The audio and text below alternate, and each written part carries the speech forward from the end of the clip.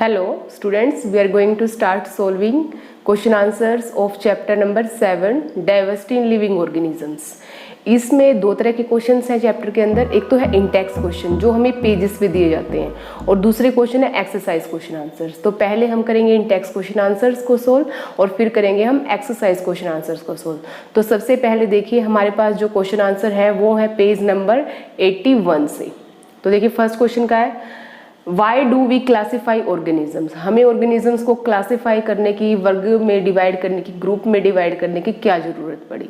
There are million of species on this earth. हमारी earth के ऊपर मिलियन ऑफ स्पीशीज हैं।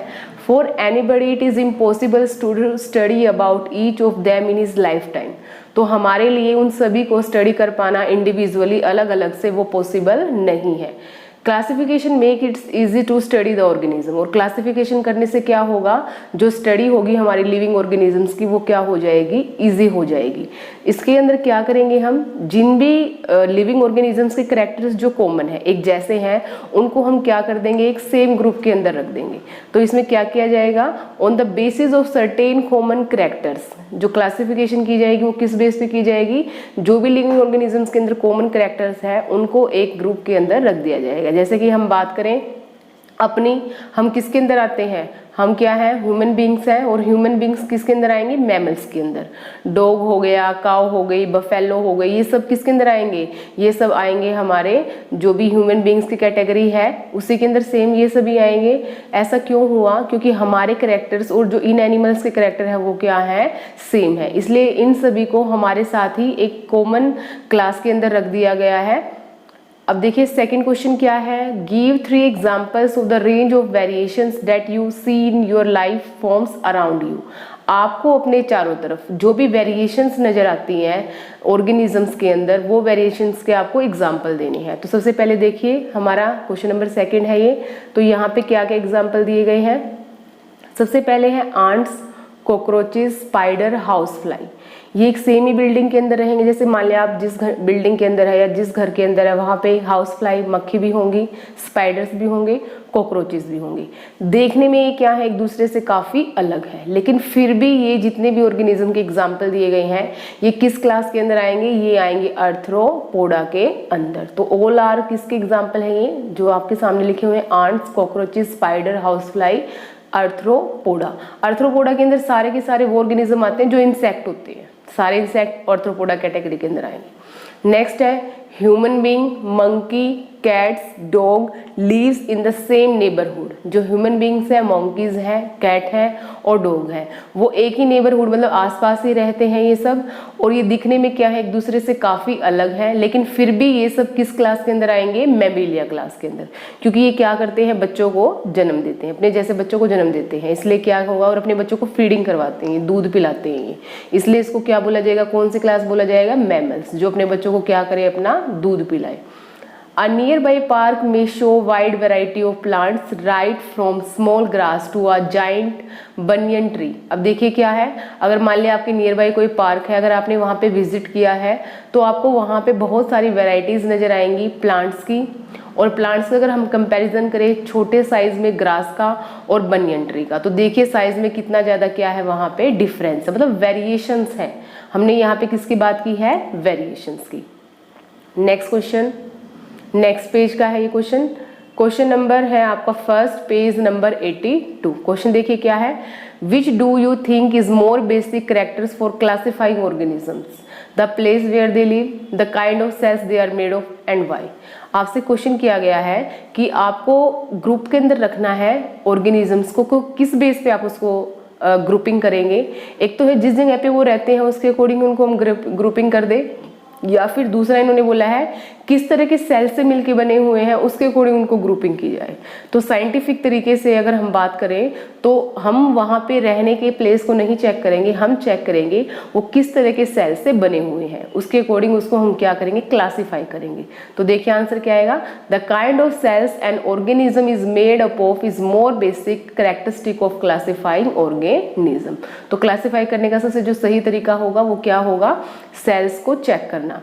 Because it give a scientific angle to classification. इससे हम क्या बात बता पाएंगे, साइंटिफिक तरीके से क्लासिफिकेशन कर पाएंगे।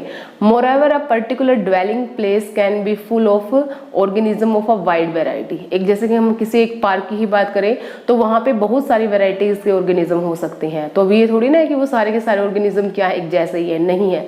प्लांट भी हैं, एनिमल्स भी है, बैक्टीरियाज हैं, वायरस हैं। तो हम बोलेंगे कि किस बेस पे क्लासिफिकेशन करना ज़्यादा बेटर होगा, on the type of the cells. Next question number 2.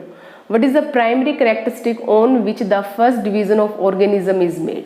Organism की अगर आपको डिवीजन करनी है तो फर्स्ट डिवीजन किस बेस पे करोगे आप करोगे न्यूक्लियस के बेसिस पे, कि उस ऑर्गेनिज्म का न्यूक्लियस कैसा है, वो वेल डिफाइंड है या फिर वेल डिफाइंड नहीं है। अगर वेल डिफाइंड नहीं है तो उनको हम बोलते हैं प्रोकैरियोट्स, और वेल डिफाइंड है तो उसको बोला जाता है यूकैरियोट्स। तो देखिए आंसर क्या लिखा हुआ है, organisation of nucleus in the primary characteristic on which the division of an organism is made. तो जो ऑर्गेनाइजेशन है न्यूक्लियस की वो किस तरह की है, वो हमारा पहला कैरेक्टरिस्टिक होगा ऑर्गेनिज्म के कैरेक्टर्स को डिफाइन करने का। Based on this organism can be either prokaryotic और यूकैरियोटिक, दो तरह के हो सकते हैं, दे कैन बी प्रोकैरियोट्स और eukaryotes. Question number 3, on what basis are plants and animals put into different categories. किस बेसिस पे प्लांट्स और एनिमल्स को अलग अलग कैटेगरीज के अंदर रखा जाता है। जैसे कि आप जानते ही होंगे, प्लांट क्या करते हैं, अपना खाना खुद प्रिपेयर करते हैं, प्लांट्स हैं आपके ऑटोट्रॉफ्स। और एनिमल्स क्या करते हैं, एनिमल्स अपना खाना खुद प्रिपेयर नहीं करते, वो किसके ऊपर डिपेंड करेंगे खाने के लिए, ऑटोट्रॉफ्स के ऊपर। तो हम बोलेंगे यहाँ पे plants are autotrophs and animals are heterotrophs. इसके अलावा हमने सेल्स जो चैप्टर है वो किया है, 5th चैप्टर किया है, तो उसके अंदर हमने पढ़ा था कि जो प्लांट सेल्स होते हैं उनको एक एक्स्ट्रा प्रोटेक्शन की जरूरत होती है, जिसको हम बोलते हैं सेल वॉल। तो सेल वॉल किसके अंदर प्रेजेंट होगी, सेल वॉल प्रेजेंट होगी प्लांट सेल्स के अंदर, और किसके अंदर एब्सेंट होगी, ये एब्सेंट होगी एनिमल सेल्स के अंदर। और इसके अलावा एनिमल्स क्या कर सकते हैं, अपने खाने के लिए इधर से उधर वो मूव कर सकते हैं सर्च ऑफ फूड के लिए, लेकिन प्लांट्स ऐसा नहीं कर सकते, वो एक जगह पे क्या रहेंगे, स्टेबल रहेंगे। नेक्स्ट क्वेश्चन है आपका पेज नंबर 83 से। तो देखिए क्या है आपका question, which organisms are called primitive and how are they different from so called advance organism. Primitive organism किसको बोला जाएगा, प्रिमिटिव का मतलब सिंपल ऑर्गेनिज्म, जिनकी बॉडी क्या है, सिंपल है बॉडी डिजाइन, तो उसको हम क्या बोल देंगे, प्रिमिटिव। लेकिन जो ऑर्गेनिज्म एडवांस है वो किसको बोला जाएगा, जिन ऑर्गेनिजम्स के अंदर क्या होगा, सेल्स ऑर्गन बनाएंगे, ऑर्गन सिस्टम बनाएंगे, और हर एक ऑर्गन सिस्टम का अपना अपना अलग अलग से क्या होगा, फंक्शन होगा। तो जितना ज़्यादा डिवीजन ऑफ लेबर होगा उतना ही जो ऑर्गेनिज्म कैसा कहलाएगा, advanced. Next question, will the advance organism be the same as complex organism. क्या हम एडवांस ऑर्गेनिज्म को कॉम्प्लेक्स ऑर्गेनिज्म बोल सकते हैं, वाई। अब देखिए जो कॉम्प्लेक्स ऑर्गेनिज्म है वो किसके ऊपर डिपेंड करता है, कॉम्प्लेक्सिटी किसी ऑर्गेनिज्म की, उसकी बॉडी डिजाइन के ऊपर, उसकी बॉडी डिजाइन के ऊपर। और बॉडी डिजाइन किसके अकॉर्डिंग होगा, अकॉर्डिंग टू द एनवायरनमेंट। अब देखिए अगर हम यहाँ पे रह रहे हैं और अगर हमें पोलर रीजन के अंदर छोड़ दिया जाए तो हमारी बॉडी को क्या करना पड़ेगा, अपने आप को वहाँ पे सर्वाइव करने के लिए कुछ ना कुछ चेंजेस लाने पड़ेंगे, अडेप्टेशन करनी पड़ेगी। तो वहाँ के ऑर्गेनिज्म और हमारे अंदर अगर हम कंपेरिजन करें तो वो क्या होंगे, ज़्यादा कॉम्प्लेक्स होंगे। तो जिनके अंदर ज़्यादा अडेप्टेशन हुई वो ज़्यादा क्या हो गए हैं, कॉम्प्लेक्स हो गए। जिनका बॉडी डिजाइन क्या है, कॉम्प्लेक्स है, वो डिपेंड करेगा एडवांस है या फिर नहीं है। तो है लास्ट में देखिए क्या है, hence complex organism would be an advance one. हम कॉम्प्लेक्स ऑर्गेनिज्म को एडवांस बोल सकते हैं किसके कंपैरिजन में, सिंपल ऑर्गेनिज्म के कंपैरिजन में कॉम्प्लेक्स ऑर्गेनिज्म को हम क्या बोल सकते हैं, एडवांस। नेक्स्ट क्वेश्चन है आपका पेज नंबर 85 से। What is the criteria for classification of organism as belonging to kingdom Monera और Protista? आपको मोनेरा और प्रोटिस्टा दो किंगडम दी गई है, किस बेस पे आप ऑर्गेनिज्म को क्लासिफाई करेंगे। सबसे पहले जो हमारी सबसे सिंपल जो ऑर्गेनिज्म है वो किसके अंदर आते हैं, मोनेरा के अंदर आते हैं। और मोनेरा के अंदर जितने भी ऑर्गेनिज्म होंगे सारे के सारे क्या होंगे, प्रोकैरियोट्स होंगे। और इनके एग्जाम्पल्स क्या होंगे, बैक्टीरिया। जितने भी हमारे अर्थ के ऊपर बैक्टीरिया है वो सारे क्या है, प्रोकैरियोट्स है। मतलब उनका जो न्यूक्लियस है वो वेल डिफाइंड नहीं है। लेकिन जो यूकैरियोट्स होंगे उनका जो मतलब जो न्यूक्लियस होगा वो क्या होगा, वेल डिफाइंड होगा। तो प्रोटिस्टा क्या हो जाएंगे आपके, ये हो जाएंगे यूकैरियोट्स, लेकिन यूनिसेलुलर होंगे आपके। तो मोनेरा क्या है आपके, प्रोकैरियोट्स है, यूनिसेलुलर है। और प्रोटिस्टा क्या है आपके, यूनिसेलुलर है और साथ में क्या है, eukaryotes. In which kingdom will you place an organism be single celled, eukaryotic and photosynthetic. आपके पास एक ऑर्गेनिज्म है जो कि सिंगल सेल है, यूकैरियोटिक है और फोटोसिंथेटिक है, उसको आप किस किंगडम के अंदर रखेंगे? देखिए हमारे पास कितनी किंगडम थी, 5 किंगडम थी हमारे पास, मोनेरा, प्रोटिस्टा और उसके अलावा क्या थी, फंगस थी, एनिमेलिया थी और प्लांटी थी। तो देखिए सिंगल सेल है, यूकैरियोट है और फोटोसिंथेटिक है, तो इसके अंदर किसको रखा जाएगा? इसके अंदर हम रखेंगे प्रोटिस्टा किंगडम को। यहाँ पे प्लांट किंगडम लिखा हुआ है लेकिन यहाँ पे आंसर क्या आएगा आपका? Protista kingdom. कैसे आएगा आपका आंसर? देखिए प्रोटिस्टा किंगडम, ये है आपका आंसर। नेक्स्ट देखिए question number 3, in the hierarchy of classification which grouping will have the smallest number of organism with the maximum of characteristic in common and which will have the largest number of organism। हमसे पूछा गया है कि classification जब हम करते हैं तो हमें वो क्लास बताइए जिसके अंदर क्या होंगे, सबसे कम ऑर्गेनिज्म होंगे, स्मॉलेस्ट नंबर ऑफ ऑर्गेनिज्म, लेकिन जो उनके करेक्टर्स होंगे वो क्या होंगे? ज़्यादातर सेम होंगे। तो ये आएगा इसका आंसर आपका स्पीशीज। और जो दूसरा क्वेश्चन किया गया है जिसके अंदर सबसे ज़्यादा नंबर ऑफ ऑर्गेनिज्म होंगे वो कौन होगा? आपका किंगडम। तो देखिए इसके आंसर क्या होंगे? फर्स्ट वाले का आंसर होगा आपका स्पीशीज और सेकंड वाले का आंसर होगा आपका kingdom. Next question,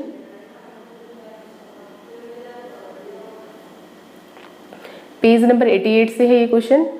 which division among plants have the simplest organism? जो डिवीजन है प्लांट्स की, Thallophyta, bryophyta, pteridophyta, angiosperm, gymnosperm, वो सबसे सिंपलेस्ट उनमें से कौन सी है? तो थैलोफाइटा है सबसे simplest. Next question, how are pteridophytes different from phanerogams? जो टेरिडोफाइट है वो फिनेरोगैम से अलग कैसे है? देखिए टेरिडोफाइट्स के अंदर क्या होता है, जो रिप्रोडक्टिव ऑर्गन्स होते हैं, जो फ्लावर्स वगैरह होते हैं, जो सीड्स होते हैं, वो हमें प्लांट बॉडी पे नजर नहीं आते, तो हम बोलते हैं हिडन होते हैं reproductive organs and they don't produce seeds. Pteridophytes seed produce नहीं करते, मतलब इनके अंदर बीज की फॉर्मेशन नहीं होती। और फिनेरोगैम्स इनसे उल्टे होंगे, इनके जो रिप्रोडक्टिव ऑर्गन्स हैं हमें नजर आएंगे और इसके अंदर क्या प्रोडक्शन होगी? सीड की भी प्रोडक्शन होगी। Next question, how do gymnosperm and angiosperm different from each other? Gymnosperm angiosperm से अलग कैसे हैं?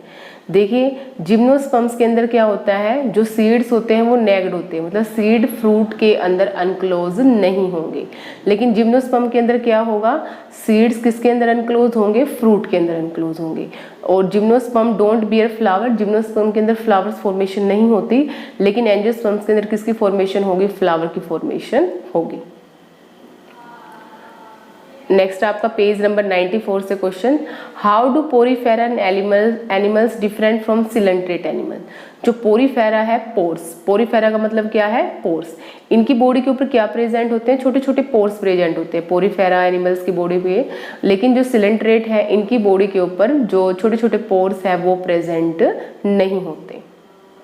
Next question number 2, how do Annelida animals different from arthropod? जो एनिलिडा एनिमल्स हैं वो आर्थ्रोपोड से अलग कैसे हैं? एनिलिड्स के अंदर क्या होता है, जैसे कि आपने जोक वगैरह देखी होंगी, इनकी पूरी बॉडी के ऊपर सेगमेंट्स प्रेजेंट होती हैं, लेकिन आर्थ्रोपोड की बॉडी के ऊपर ट्रू सेगमेंट प्रेजेंट नहीं होती, मतलब एब्सेंट होती हैं। आर्थ्रोपोड की जो लेग्स होती है वो पेयर्स के अंदर होती हैं, जैसे कॉकरोच वगैरह देखा होगा आपने, हाउस फ्लाई देखी होगी, पेयर्स के अंदर लेग होगी, which is absent in Annelida, और एनिलिडा के अंदर joint pair of legs present नहीं होता। Question number 3, what are difference between amphibians and reptiles? Amphibian और रेप्टाइल्स के बीच में आपको क्या बताना है? डिफरेंस करके बताना है। तो सबसे पहले एम्फीबियंस कौन होते हैं, रेप्टाइल्स कौन होते हैं? एम्फीबियंस वो एनिमल्स होते हैं जो पानी के अंदर भी रह सकते हैं और लैंड के ऊपर भी रह सकते हैं, जैसे कि आपका फ्रॉग है। लेकिन रेप्टाइल्स वो एनिमल्स होंगे जो लैंड के ऊपर ही रहेंगे और जो क्या करेंगे, जो रेंग के चलते हैं, उनको हम बोलते हैं रेप्टाइल्स।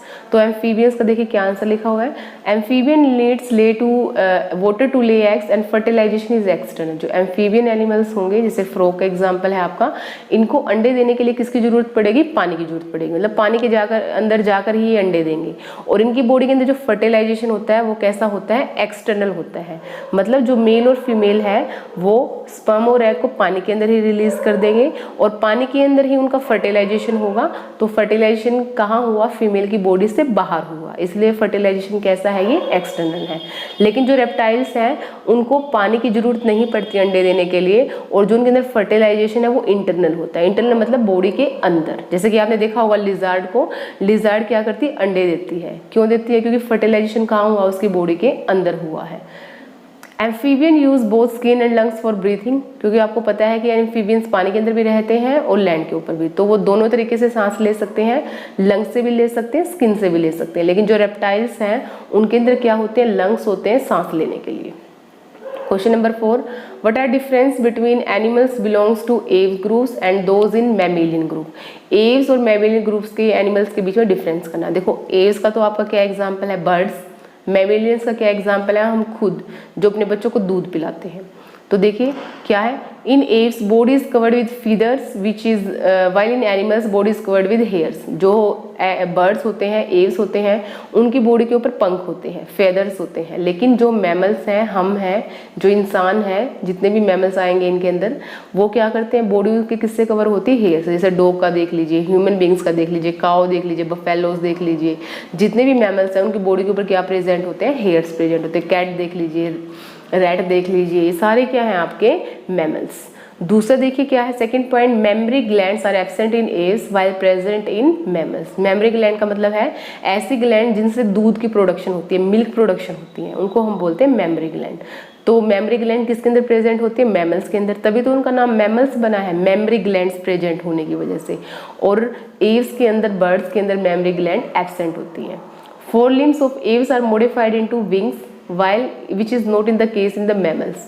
जो एव्स होते हैं, जो बर्ड्स होते हैं, उनके जो 4 limbs हैं, जो आगे वाले जो 2 पैर हैं, वो किस में मॉडिफाइड हो जाते हैं, विंग्स के अंदर, पंख बना देते हैं उनके अंदर। और एनिमल्स के अंदर क्या होगा, चारों के चारों जो 4 limbs है और हाइंड लिम्स है, टोटल जो 4 हैं वो प्रेजेंट होंगे, मतलब 4 limbs भी प्रेजेंट होंगे। Aves are oviparous while most of the mammals are viviparous। Oviparous कौन होते हैं, जो अंडे देते हैं, और मैमल्स क्या है, विविपेरस। विविपेरस का मतलब है जो अपने जैसे बच्चों को जन्म देते हैं, उनको हम क्या बोलते हैं, विविपेरस। ये जो बर्ड्स है वो तो क्या करेंगे, अंडे देंगे, फिर अंडों से उनके बच्चे निकल के आएंगे। लेकिन एनिमल्स में जो मैमल्स है वो क्या करते हैं, डायरेक्ट अपने जैसे बच्चों को ही जन्म देते हैं, वो अंडे वगैरह नहीं देते, वो डायरेक्ट बच्चों को जन्म देते हैं। नेक्स्ट एक्सरसाइज शुरू हो गई अभी आपकी। यहाँ तक थे आपके इंटरनल, मतलब जो इंटेक्स क्वेश्चन आंसर्स। अभी हम करेंगे एक्सरसाइज क्वेश्चन आंसर। तो एक्सरसाइज क्वेश्चन आंसर के अंदर जो फर्स्ट क्वेश्चन है वो वही है आपका, सेम ही है जो कि आपका इंटेक्स क्वेश्चन आंसर था। What are the advantages of classify organism, वहाँ पे था why do we need to classify organism. तो कुछ उसी तरह का क्वेश्चन है, ये सेम आंसर है, कर लेंगे आप इसको। सेकेंड क्वेश्चन देखिए अभी, how would you choose between 2 characteristics to be used for developing a hierarchy in the classification। आप कौन से ऐसे 2 कैरेक्टर्स को चूज करेंगे, क्या करने के लिए, क्लासिफिकेशन को इजी बनाने के लिए। तो सबसे पहले देखिए, we need to look at the fact if given character is present in small number of organism or a large number of organism। तो सबसे पहले हम क्या कैरेक्टर देखेंगे कि जो भी हम कैरेक्टर चेक कर रहे हैं वो स्मॉल ऑर्गेनिज्म के अंदर प्रेजेंट है या फिर लार्ज ऑर्गेनिज्म के अंदर प्रेजेंट है। In the first case the commonality of the characteristic would represent a species. जितने भी कैरेक्टरिस्टिक कॉमन है उसको हम क्या बोलेंगे, स्पीशीज बोलेंगे। In the latter case commonality of the characters would represent a next higher taxa like genus, family, order और phylum. मतलब जो सबसे कॉमनेस्ट होगा, जो क्लासीफाई करने का होगा तरीका हमारा, वो होगा स्पीशीज। स्पीशीज के बाद हम जीनस चेक करते हैं, फिर फैमिली चेक करते हैं, फिर ऑर्डर चेक करते हैं, और उसके सबसे लास्ट में हम चेक करेंगे phylum. Explain the basis for grouping organism into 5 kingdom. किस बेस पे हमने एनिमल्स को 5 किंगडम के अंदर क्या किया है, ग्रुप बना दिया है, क्या है। तो ये किस बेस पे बनाए, हमने जो ग्रुप बनाए हैं वो हमने बनाए हैं सबसे पहले ऑर्गेनाइजेशन ऑफ न्यूक्लियस। किस तरह का न्यूक्लियस है ऑर्गेनिज्म के अंदर, प्रोकैरियोट्स है या यूकैरियोट्स है। उसके बाद है organism with unorganised nucleus are kept in Monera. जिस भी ऑर्गेनिज्म के अंदर अनऑर्गेनाइज्ड न्यूक्लियस है उसको हमने किस किंगडम में रखा है, मोनेरा के अंदर। Those with organised nucleus are kept in other kingdom, और जिसके अंदर ऑर्गेनाइज्ड न्यूक्लियस है उनको हमने जो अलग से 4 किंगडम है, प्रोटिस्टा है, प्लांटी है, एनिमेलिया है, फंगाई है, उनके अंदर रखा हमने अलग से जो 4 किंगडम उनके अंदर। तो सबसे पहले देखिए number of cells. Number of cells में जैसे कि आप जानते हैं कि जो प्रोटिस्टा है वो यूनिसेलुलर होंगे, यूकैरियोट्स होंगे, और इसके अलावा जितने भी एनिमल्स हैं वो सारे के सारे क्या होंगे, मल्टीसेलुलर होंगे, यूकैरियोट्स होंगे। उनको दूसरी अलग किंगडम्स के अंदर रखा जाएगा, जैसे कि फंगई हो गई, प्लांटी हो गई, एनिमेलिया हो गई। सबसे पहले है नंबर ऑफ सेल्स के बेसिस पे। दूसरा है mode of nutrition and presence of cell wall. अब देखो जितने भी प्लांट्स हैं जो अपना खाना खुद प्रिपेयर करते हैं उनको अलग ग्रुप के अंदर रखेंगे हम। किस ग्रुप के अंदर, कौन से किंगडम के अंदर, प्लांटी के अंदर। और जो अपना खाना खुद प्रिपेयर नहीं कर सकते हैं उसको हम किसके अंदर रखेंगे, एनिमल्स के अंदर, एनिमेलिया किंगडम के अंदर। और जो प्लांट हैं उनके अंदर क्या होगा, सेल वॉल भी प्रेजेंट होगी। और कुछ ऐसे ऑर्गेनिज्म हैं जो सेल वॉल भी प्रेजेंट होगी और अपना खाना खुद भी प्रिपेयर नहीं करते हैं, तो उनको किसके अंदर रखा जाएगा, फंगस के अंदर। Question number 4, what are the major divisions in Plantae. जो प्लांट है हमारे किंगडम, इसका मतलब जितने भी हमारे अर्थ के ऊपर जो प्लांट्स हैं उनको कितने डिविजन्स के अंदर बांटा गया है, कितना वर्गीकरण किया गया है उनका किया गया है हमारा 3 पार्ट्स के अंदर, थैलोफाइट्स, ब्रायोफाइट्स, टेरिडोफाइट्स। उसके बाद जो हमारे टेरिडोफाइट्स के बाद नेक्स्ट हमारे 2 और हैं, वो है रिप्रोडक्टिव ऑर्गन के बेसिस पे सीड बनते हैं या नहीं बनते हैं, वो है जिम्नोस्पर्म्स और एंजियोस्पर्म। तो सबसे पहले देखिए थैलोफाइट्स। थैलोफाइट्स के अंदर वो प्लांट्स आएंगे जिनका बॉडी डिजाइन सबसे सिंपल है। जैसे कि हम बात करें एल्गी की, एल्गी एक प्लांट ही है, फोटोसिंथेसिस ही करती है वो। एल्गी के अंदर हमें कहाँ पे प्लांट का रूट पार्ट है, कहाँ पे स्टेम पार्ट है, कहाँ पे लीव पार्ट है, हमें कुछ भी पार्ट्स का डिफ्रेंशिएशन नहीं होता, हमें अलग से नहीं पता चलता ये रूट पार्ट है, स्टेम पार्ट है या लीव्स पार्ट है। तो जिसके अंदर इस तरह का डिवीजन होगा, जिनकी बॉडी बिल्कुल ही सिंपल होगी, तो उसको क्या बोला जाएगा, थैलोफाइटा। ब्रायोफाइटा के अंदर क्या होगा, बॉडी के अंदर थोड़ा सा डिफ्रेंशिएशन हो जाएगा, किस पार्ट के अंदर, स्टेम के अंदर और लीफ के अंदर। और इनकी बॉडी के अंदर कोई भी वस्कुलर सिस्टम प्रेजेंट नहीं होगा। वस्कुलर सिस्टम का मतलब है जाइलम एंड फ्लोएम। उसके बाद आता है हमारे टेरिडोफाइट्स। टेरिडोफाइट्स की जो बॉडी की डिफ्रेंशिएशन है वो तीनों के अंदर होगी, रूट्स में भी होगी, स्टेम्स में भी होगी, लीव्स में भी होगी। और जो वस्कुलर सिस्टम है इनके अंदर क्या होगा, प्रेजेंट होगा। Reproductive organs are inconspicuous, seeds are not produce. इसके बाद आगे 2 क्या है हमारे division, gymnosperm and angiosperm. Gymnosperm के अंदर सीड्स कैसे होंगे, नेक्ड होंगे, और एंजियोस्पर्म्स के अंदर सीड्स कैसे होंगे, कवर होंगे, किसके साथ, फ्रूट के साथ।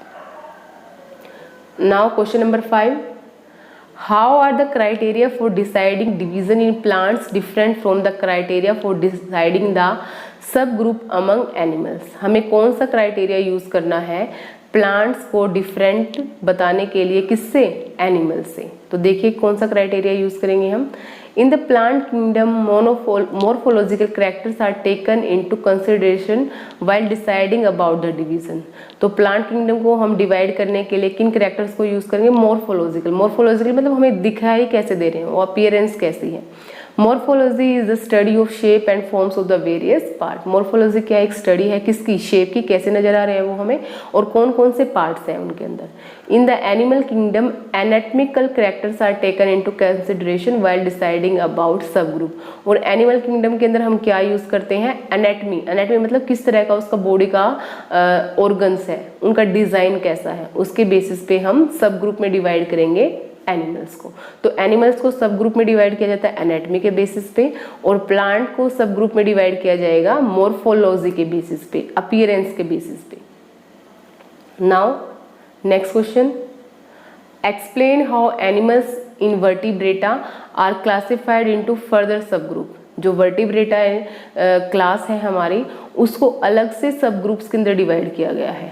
तो वो कौन कौन से सब ग्रुप हैं, सबसे पहले तो आपको पता होना चाहिए कि वर्टिब्रेटा है क्या, कौन सी क्लास है।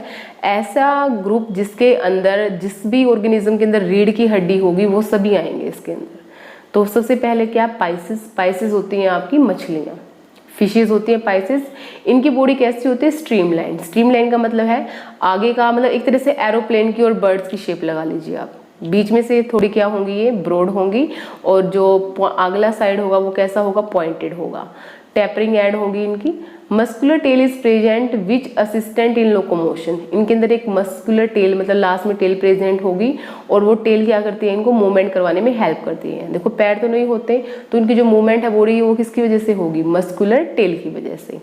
Body is covered with scales, पूरी बॉडी के ऊपर स्केल्स प्रेजेंट होंगे।